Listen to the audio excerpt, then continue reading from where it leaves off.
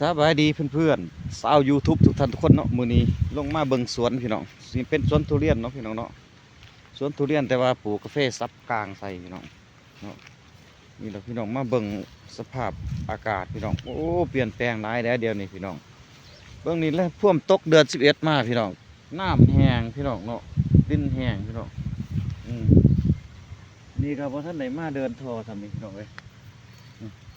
แต่ว่าพราะท่านไหนมาเดินสปริงเกอร์ทำแต่ว่าทุเรียนนี่มีอาการนะพี่น้องสีเหลืองเขาละ พี่น้องทุเรียนแถวของทุเรียนเนาะเหลืองละพี่น้องบนถึงน้ำพี่น้องทุเรียน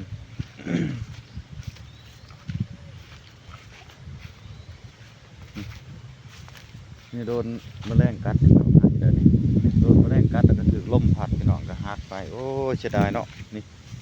พี่น้องเลยนี่แต่แมงกัดงาหักงาเตยวัดอันนี้ละพี่น้องการที่เราเห็ดยังกับมันเจออุปสรรคพี่น้องแหงไล่พี่น้องดินนี่แหงเป็นแหงนี่โอ้เนาะอากาศนี่เปลี่ยนแปลงไล่พี่น้องทุกปีผ่านมานี่บ่ได้พี่น้องบ่เคยเป็นแนวนี้เลยอันนี้เป็นไม้อันนั้นเด้อพี่น้องนี่เคยปลูกไม้ไผ่พี่น้องเนาะอันนี้ละส่วนผสมผสานพี่น้องไม้ไผ่เพื่อนว่าไม้ไผ่กินดิบนะพี่น้องนะบางคนก็จะเคยกินบางคนก็จะไม่เคยกินเนาะอันนี้เป็นไม้ไผ่กินดิบแต่เขาตัดจุกกแล้วก็กินเลยไรตัวนี้พี่น้องบานๆแซ่บๆกรอบมันเป็นเนาะตัวนี้อันนี้เป็นไม้อันนั้นนะพี่น้องเพื่อนไม้จอกตัวนี้ไม้จอกเนาะไม้จอกนี่พี่น้องเขาบางคนก็จะเคยเห็นบางคนก็จะไม่เคยเห็นเนาะ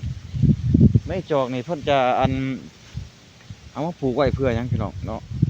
มันกินก็ได้เด้อพี่น้องกินก็ได้1กิน2มาล่ะเขาสามารถเอาไปทำประดับประดาเด้อตัวนี้ลำมันพี่น้องเบิ่งใส่เบิ่งแค่เสียนบอกพี่น้องเพื่อบ่าพี่น้องเขาที่เข้าใจเนาะพี่น้องเนาะรู้ยังเห็นอยู่พี่น้องนี่เด้พี่น้องก็เดินมาไม้จอกนี่นี่นี่นี่นี่นี่เท่าๆตรงนี้พี่น้อง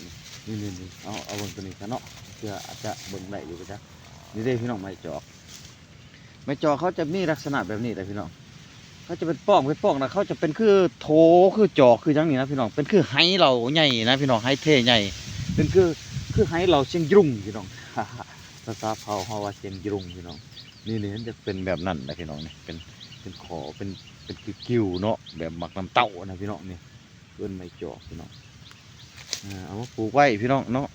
ปลูกไว้เพื่อลูกหลานมีกิจการอยากเทศอยากตกอยากแต่งของใส่ของซอยได้บัดพี่น้องงามเลยเพชรล่ามจกล่ามเทียมกับมีสีสันได้พี่น้องเนาะมาให้เบิ่งพี่น้องตัวนี้นี่เป็นอันนั้นเลยพี่น้องเป็นไม้ไล่พี่น้องนี่ไม้ไล่ใครเคยเห็นไม้ไล่บ่พี่น้องหลายคนก็เคยจะกินเนาะไม้ไล่กินแซ่บพี่น้องไม้ไล่เพิ่นไม้ไล่ก็ไล่ก็ไม้ไล่เนาะนะพี่น้องเนาะพี่น้องเบิ่งไทยเพิ่นว่าก็ไม้ไล่นี่ล่ะเนาะก็ไม้ไล่คือเฮานี่แหละก็ไม้ไล่พี่น้องเนาะ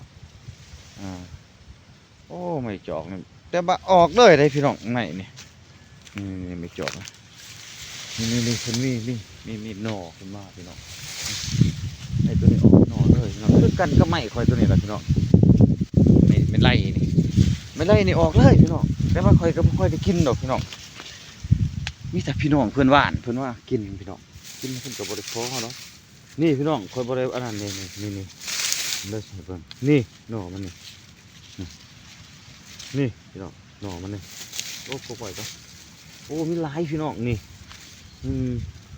2 3 4 5 6 7 8 9 10 11 12 13 14โอ้โห14หน่อพี่น้องเบิ่งพี่น้องเป็นตะเหมาะตะแมะอยู่แล้วนี่ไม่ไล่นี่เป็นไม้ที่ว่าให้คนนี่นั่นอยากกินพี่น้องนี่พี่น้องเห็นมั้ยนี่แล้วก็นี่ผมตะเหมาะตะแมะขึ้นมานี่พี่น้องเนาะนี่ดินี่หั่นพี่น้องหั่นพุ่นอุ้ยน้องบางใหญ่พี่น้องน้องบางใหญ่พี่น้อง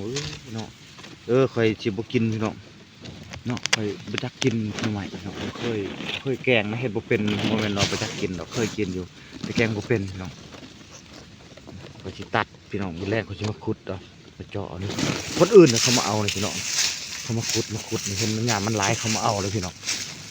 มื้อแรกนี่ข่อยสิมาขุดพี่น้องมาขุดแล้วข่อยสิใช้ถุงยางพี่น้อง